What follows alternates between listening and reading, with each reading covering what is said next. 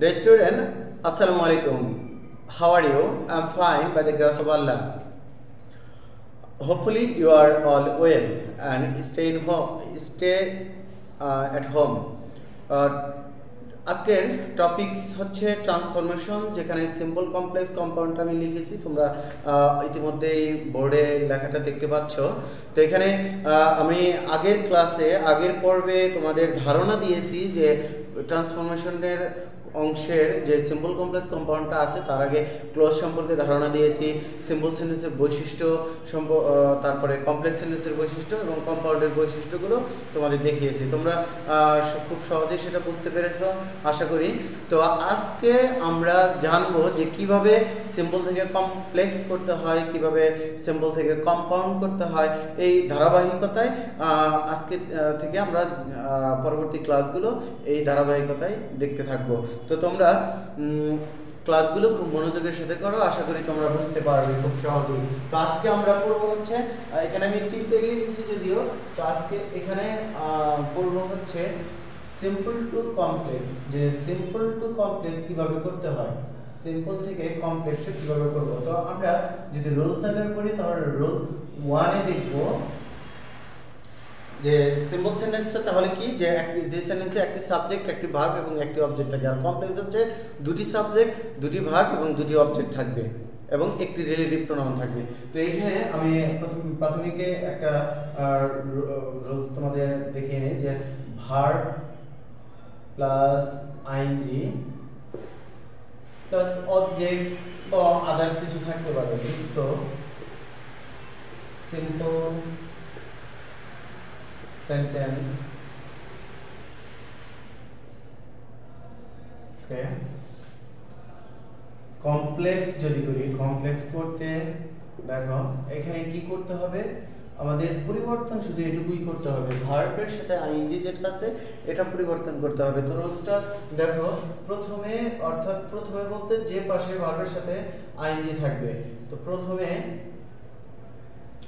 As, since,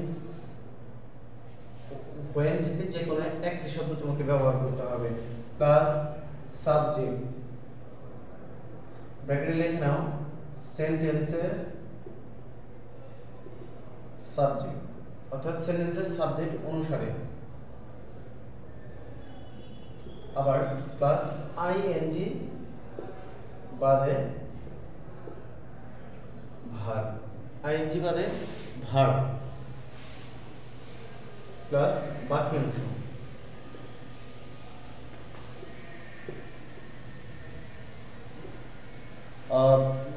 সুপ্রিয় শিক্ষার্থীরা, তোমরা ক্লাসটি অত্যন্ত মনোযোগের সাথে দেখবে আশা রাখি। তো এখানে দেখো যে আমি প্রথমে লিখেছি ভার্বের সাথে আইএনজি প্লাস অবজেক্ট যুক্ত সিম্পল সেন্টেন্সকে কমপ্লেক্স করতে। এক একটা সিম্পল সেন্টেন্স এক এক রকম থাকতে পারে। তো প্রথম যে রুলসটা আমি দেখাচ্ছি সেটা হচ্ছে ভার্বের সাথে আইএনজি থাকবে, সে ভার্বের সাথে আইএনজি যুক্ত এই অংশটা সেন্টেন্সের শুরুতেও থাকতে পারে, শেষ অংশেও থাকতে পারে। তো এই ক্ষেত্রে আমাদের কি করতে হবে, যে পাশে, অর্থাৎ আমি যদিও এখানে লিখেছি প্রথমে অ্যাসেন্স হোয়েন, অর্থাৎ প্রথমে বলতে এখানে ভার্বের সাথে আইএনজি প্রথমে আছে, এর জন্য যদি ভার্বের সাথে আইএনজি অংশটা শেষে থাকে তাহলে শেষ অংশেই বসবে অ্যাসেন্স হোয়েন। তার মানে যে পাশে আইএনজি যুক্ত ভার্ব থাকবে ঠিক ওই পাশে অ্যাসেন্স হোয়েন প্রথমে লিখে নিতে হবে। তারপরে সাবজেক্ট, সেন্টেন্সের যে সাবজেক্ট থাকবে ওই সাবজেক্টই বসাতে হবে। যদি নাউন থাকে তাহলে নাউন বসবে, প্রোনাউন থাকলে প্রোনাউন, তবে নাউন একবার ব্যবহৃত হয়, পরেরগুলো সব প্রোনাউন লিখতে হয়। এরপরে আইএনজি যুক্ত যে ভার্বটা আছে এটা আইএনজি বাদ দিয়ে বসাতে হবে, তবে আইএনজি বাদে যে ভার্বটা এটা লিখতে হবে টেন্স অনুসারে। তোমরা একটু লিখে নিতে পারো যে টেন্স অনুসারে, কারণ একটা সেন্টেন্সে কখনোই প্রিন্সিপাল ক্লজকে চেঞ্জ করা যায় না। ইতিপূর্বেই তোমাদের আমি বলেছিলাম যে প্রিন্সিপাল ক্লজ অপরিবর্তনীয়, সে নিজে নিজে অর্থ প্রকাশ করবে, কারো ধার ধারে না, কারো সহায়তা নেয় না, এর জন্য তাকে পরিবর্তন করা যাবে না। তাকে ছাড়া বাকি সব অংশই তুমি পরিবর্তন করতে পারবে ইচ্ছে মতো, তবে নিয়ম তোমাকে অবশ্যই ফলো করতে হবে। যদি এখানে আমি লিখি যে finishing the work, finishing the work he went home, তো এই সেন্টেন্স একটু মার্ক করো যে প্রিন্সিপাল ক্লোজ কোনটা, finishing the work he went home, এই সেন্টেন্সে অবশ্যই দেখতে পাচ্ছ যে যেখানে সাবজেক্ট শুরু হয়েছে এই অংশটাই প্রিন্সিপাল ক্লজ, বাকি অংশ তাহলে বাকি অংশ জিরান। আমরা এর আগে দেখছি যে going to market I bought A shirt, এখানে আই বট এ শার্ট যেরকম প্রিন্সিপাল ক্লজ ছিল এখানে তাই, কারণ এখানে সাবজেক্ট একটা, ভার্ব একটা, অবজেক্ট একটা, যদি হোমটা এখানে অ্যাডভার্ব হিসেবে ব্যবহৃত হয়েছে। তো এখন দেখো আমাদের যদি রুলস অনুসারে আমরা করি যে কমপ্লেক্স সেন্টেন্সটা কিভাবে করব, তো এই ক্ষেত্রে কমপ্লেক্স সেন্টেন্স করতে আমরা রুলসটা হুবহু কপি করব।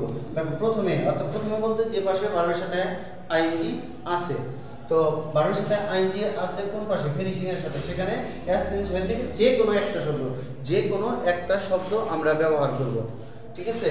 তো এখানে এজ ব্যবহার করতে পারি, অথবা হোয়েন ব্যবহার করতে পারি, অথবা সিজ ব্যবহার করতে পারি।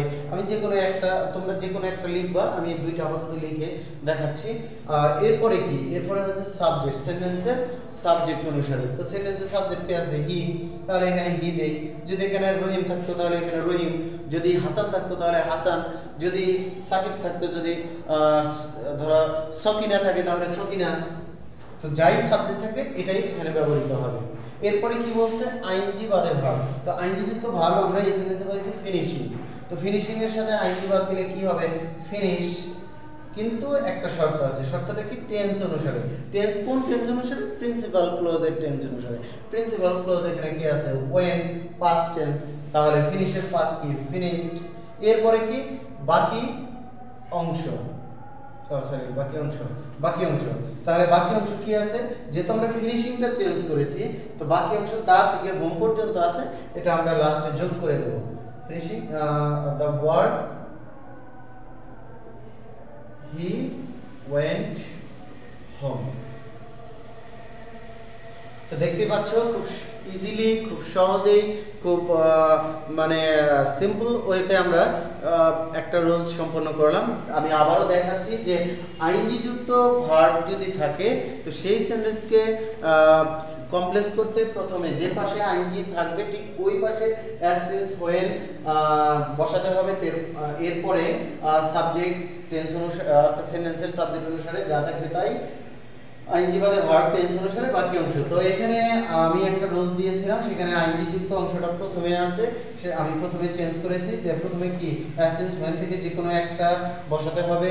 এরপরে সেন্টেন্সের সাবজেক্ট এখানে হি ছিল, আমি হি ব্যবহার করেছি, যা থাকবে তাই হবে। এরপরে আইএনজি বাদে ভার্ব, আইএনজি বাদ দিলে থাকে finish.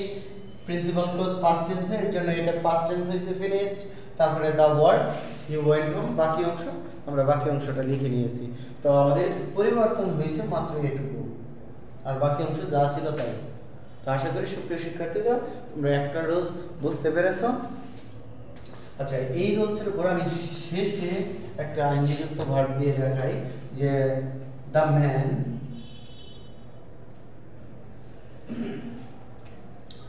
became successful working hard। আচ্ছা, লোকটি কি অর্থ কি, লোকটি সফল হয়েছিল পরিশ্রম করিয়া। ওকে, তাহলে আমি বলছিলাম যে যে পাশে আইএনজি থাকবে ঠিক ওই অংশটাই চেঞ্জ হবে। তাহলে এখানে এই শেষ অংশ আছে, তাহলে শেষ অংশটা পরিবর্তন হবে। তাহলে শুরুতে যা আছে এটা আমি লিখে নেই, দ্য ম্যান। তো এখানে বাকি অংশ যেটা ছিল এটা আছে প্রথমে, তাহলে প্রথমের অংশটা আমরা লিখে নেই, হি বিকেম সাকসেসফুল।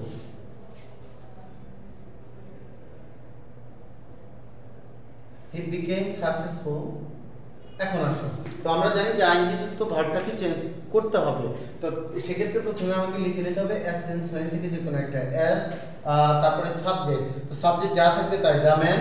এখানে দ্য ম্যান ব্যবহৃত হওয়ার কথা, বাট এখানে ব্যবহৃত হবে হি, কারণ সবসময় প্রোনাউন ব্যবহৃত হবে হি। এরপরে কি, আইএনজি বাদে ভার্ব ওয়ার্ক, এটার অর্থাৎ ওয়ার্কিং ছিল, এখানে আইএনজি বাদ দিয়ে আমরা ওয়ার্ক ব্যবহার করেছি, বাট টেন্স অনুসারে যদি বিকেমটা পাস্ট টেন্স ছিল, ওয়ার্কের পাস্ট টেন্স ছিল ওয়ার্ক, আর বাকি যেটা এটার সাথে আছে হার্ড। তো আমাদের শুধু এই আইএনজি যুক্ত ভার্বটাই পরিবর্তন করে নিতে হবে, আর বাকি যা থাকবে আগে পিছে সব ঠিক মতোই লিখতে হবে। The man became successful as he worked hard. কারণ এটা পাস্ট টেন্স ছিল, এটাও পাস্ট টেন্স। এখানে দ্য ম্যান নাউন আছে, কারণ সেন্টেন্সে নাউন একবারই ব্যবহৃত হয়, বাকিটা প্রোনাউন হিসেবে লিখতে হবে। তো আমি এই রুলসের উপর কয়েকটা এক্সারসাইজ তোমাদের দেব, তোমরা চেষ্টা করবে এবং পরবর্তী অংশ পরবর্তী ক্লাসে আমরা দেখব। তো এই রুলসের উপর আমি 5টা এইচডব্লিউ দিচ্ছি, তোমরা এটা এইচডব্লিউ গুলো করে অবশ্যই মেসেঞ্জারে স্ক্রিনশট দিয়ে পাঠিয়ে দেবে, অবশ্যই ছবি তুলে মেসেঞ্জারে পাঠিয়ে দেবে। রুল 1 এর উপর তাহলে লিখে নাও, taking exercise you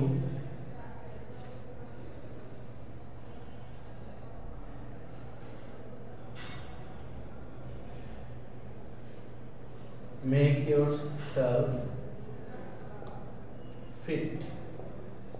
Okay, make yourself fit. B number আসো, he passed in the exam reading books. C number আসো,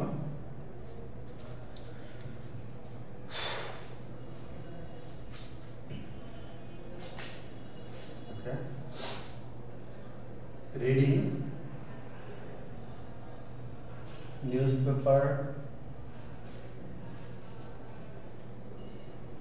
I know the world.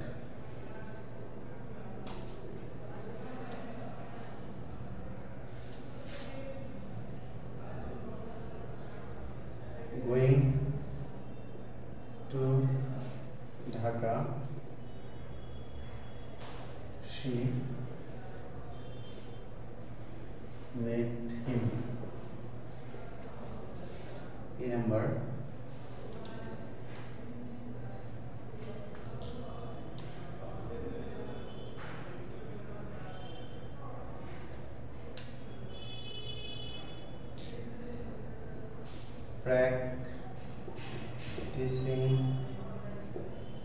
practicing more, you solve the problem. Sorry, Rana solves the problems. তো এই যে 5টি exercise তোমাদের আমি করতে দিয়েছি, এটা করে অবশ্যই স্ক্রিনশট দিয়ে তোমরা পাঠিয়ে দেবে সমাধানটি, আমি সবারটাই চেক দিয়ে দেখিয়ে দেব। তো পরবর্তী রুলসের জন্য অপেক্ষায় থাকো এবং সে পর্যন্ত ভালো থাকো, সুস্থ থাকো। আসসালামু আলাইকুম।